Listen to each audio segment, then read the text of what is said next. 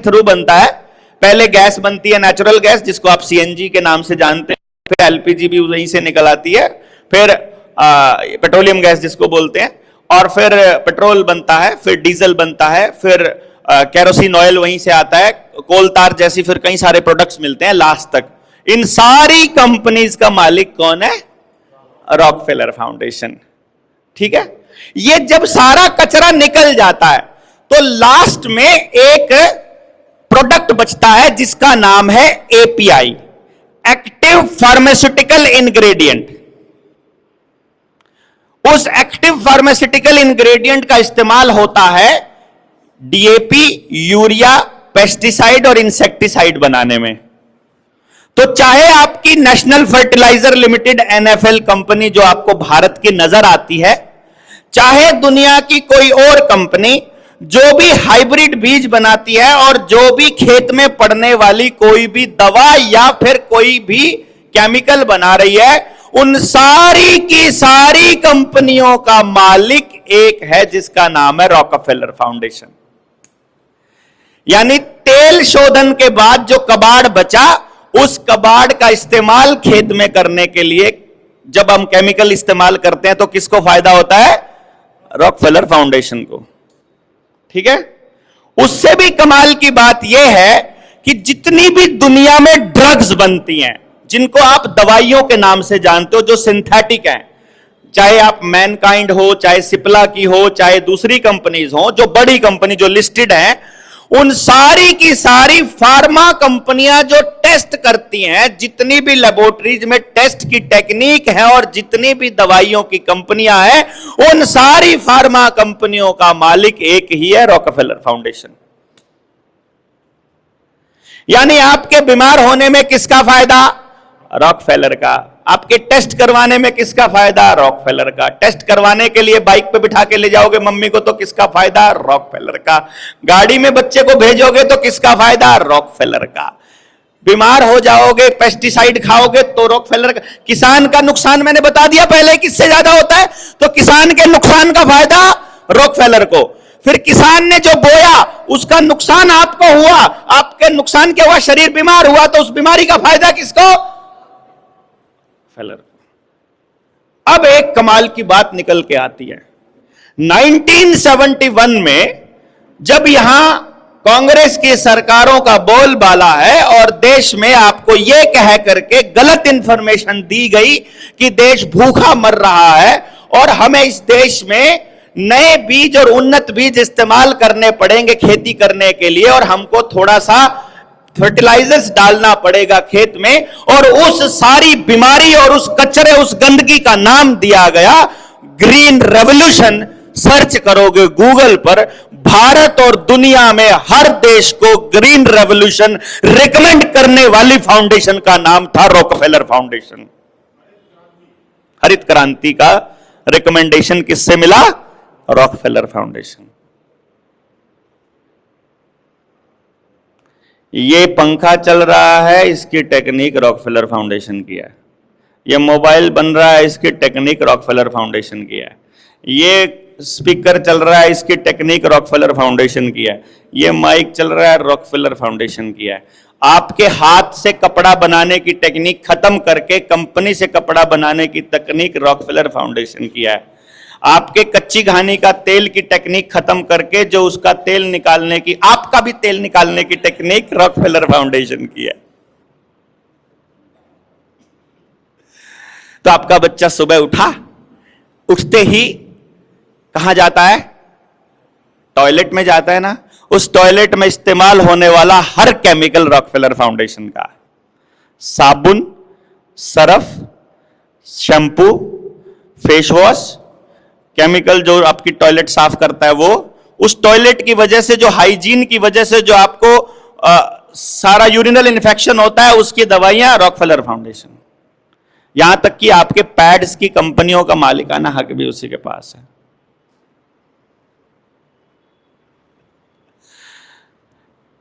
ठीक है, अब उसके बाद वहां से बाथरूम से निकल के कहां जा, अच्छा वो करते हो ब्रश, कभी देखा है उसके ऊपर क्या लिखा है? टूथपेस्ट के ऊपर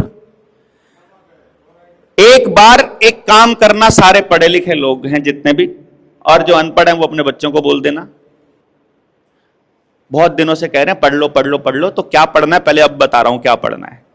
उस टूथपेस्ट के अंदर क्या लिखा है, इंग्रेडिएंट क्या क्या है, एक बार लिस्ट बनाओ। बना सकते हो, कोई मुश्किल काम नहीं है, छोटे बच्चे 10वीं क्लास का बच्चा 8वीं का भी बना सकता है। फिर उसके बाद सर्च करना है सर्च इंजन पर, ये प्रोडक्ट इसके साइड इफेक्ट्स क्या क्या हैं, ये प्रोडक्ट इसके साइड इफेक्ट क्या क्या हैं, पता चलेगा।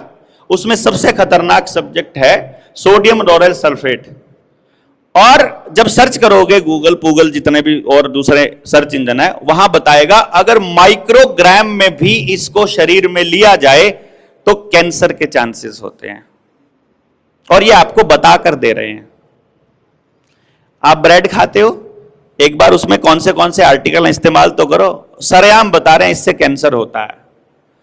एक बार बिस्किट खा रहे हो, उससे क्या क्या होता है, मैदा है, उसमें जो तेल इस्तेमाल हो रहा है पता तो करो कौन क्या क्या होता है उससे।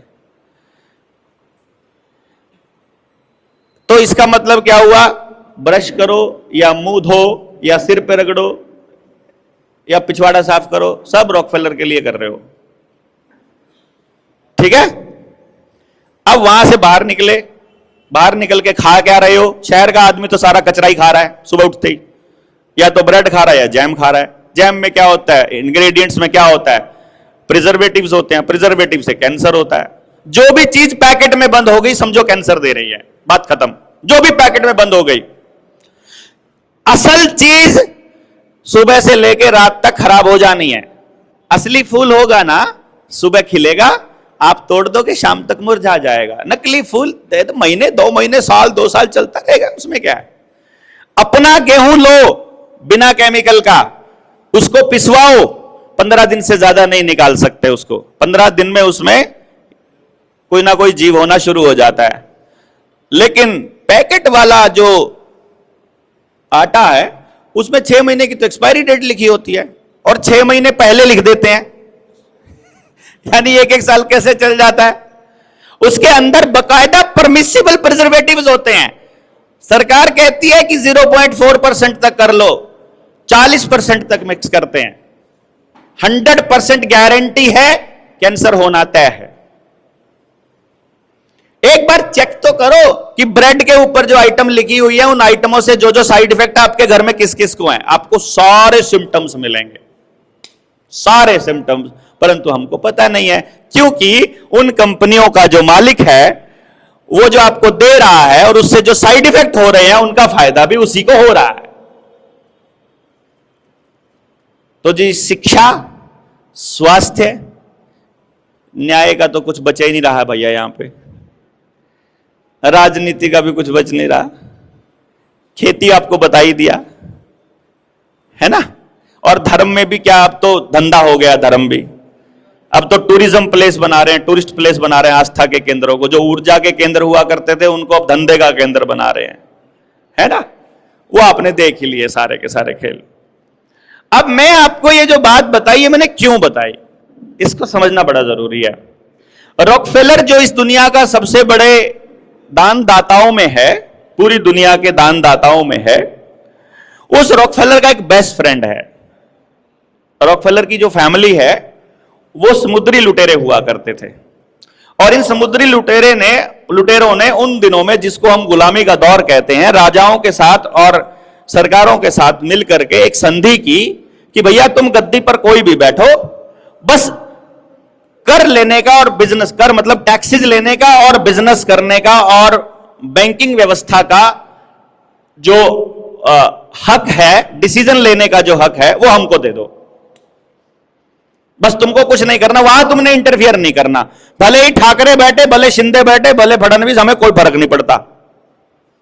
महाराष्ट्र में बैठा हूं इसलिए इनका नाम ले रहा हूं, ठीक है। उधर बैठो, कोई भी बैठो, मतलब कहने का मतलब यह, उनको कोई फर्क नहीं पड़ता कौन सी सरकार है। उनको यह मालूम है कि पब्लिक को तो वही टूथपेस्ट करनी है, पब्लिक ने तो वही आटा खाना है, पब्लिक ने तो वही दवाई खानी है, पब्लिक ने तो उतना ही टैक्स देना है, पब्लिक ने उसी गाड़ी से चलना है, पब्लिक ने वही पेट्रोल इस्तेमाल करना है, पब्लिक ने वही कंप्यूटर लैपटॉप ये सब इस्तेमाल करना है। तो उनको कोई फर्क नहीं पड़ता है जनाब की सरकार में कौन बैठा, क्योंकि उनके यहां तो उन्होंने तो आपके घर में पाइपलाइन बिछा रखी है, आप एक कदम टेको उनको पैसे भेज रहे हो। जूता खरीदो तो उनको पैसा जाता है, कपड़ा खरीदो तो उनको पैसा जाता है, मोबाइल पे क्लिक करते